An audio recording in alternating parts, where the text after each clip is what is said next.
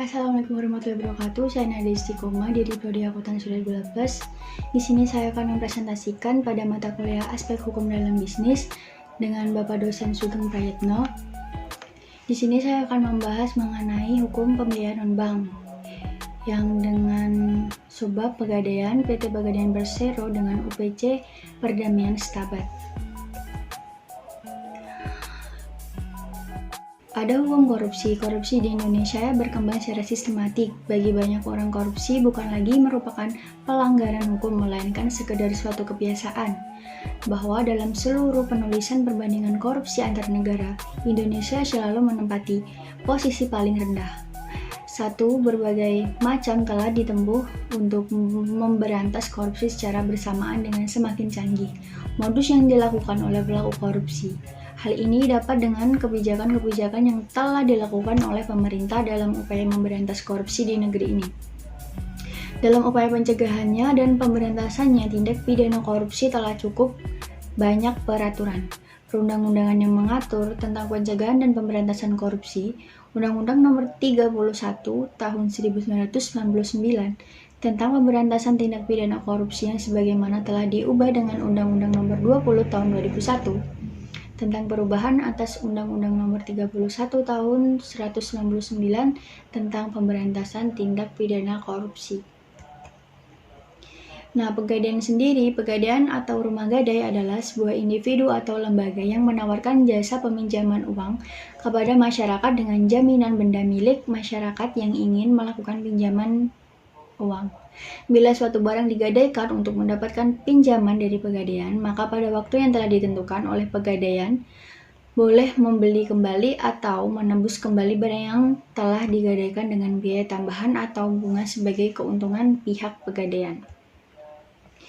Jenis barang yang bisa digadaikan yaitu yang pertama ada rumah atau benda yang digadaikan adalah sertifikat rumah. Tidak banyak orang yang menggadaikan rumah kecuali ingin melakukan pinjaman dalam jumlah yang besar. Yang kedua, kendaraan bermotor. Kendaraan bermotor ini juga menjadi salah satu jenis barang yang bisa diterima oleh pegadaian sebagai barang jaminan. Namun, kendaraan harus memiliki persyaratan seperti kendaraan produksi 5 tahun terakhir untuk kendaraan roda 2 dan terdaftar dalam merek pabrikan yang umum digunakan oleh masyarakat. Sementara untuk kendaraan roda 4 atau mobil, minimal produksi 10 tahun terakhir. Pegadai harus membawa surat kelengkapan yaitu BPKB, faktur pembelian, dan STNK untuk menggadaikan kendaraan bermotor. Nah, yang ketiga, barang elektronik. Barang elektronik yang diterima minimal diproduksi dalam 1 tahun terakhir. Surat kelengkapan yang harus dibawa yaitu kwitansi pembelian, kartu garansi, KTP, dan KK. Kemudian perhiasan emas. Emas merupakan jenis barang yang umum diajukan pegadai untuk digadaikan.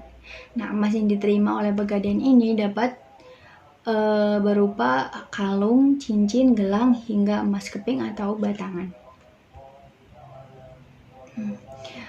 Latar belakang masalahnya, salah satu permasalahan yang ada di pegadaian yaitu pasangan suami istri yang merupakan pegawai negeri sipil atau PNS dan karyawan pegadaian bekerja sama melakukan pemalsuan 306 transaksi gadai emas yang merugikan negara sebesar 2,39 miliar.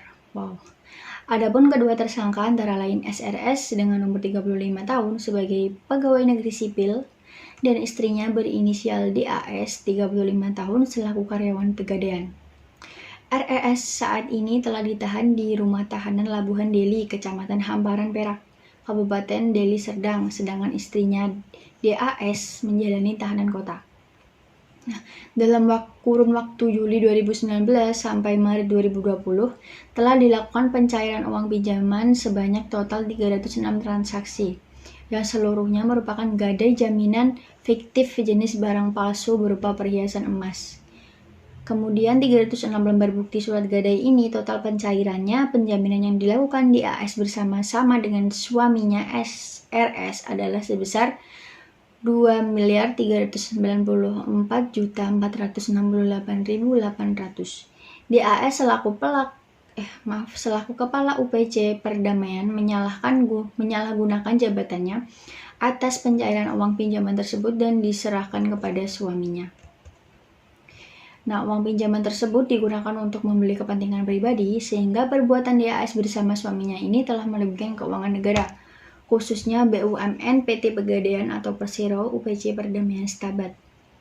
Kemudian, ahli independen dan tim audit dari Pegadaian telah melakukan uji kadar emas, diketahui bukan emas, melainkan emas palsu.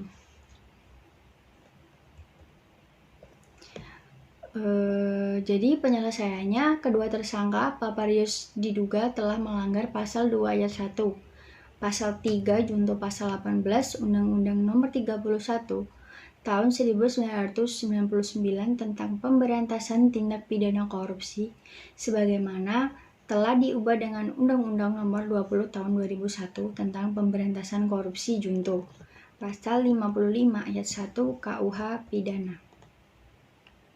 Bab 2-nya, tindak pidana korupsi, pasal 2.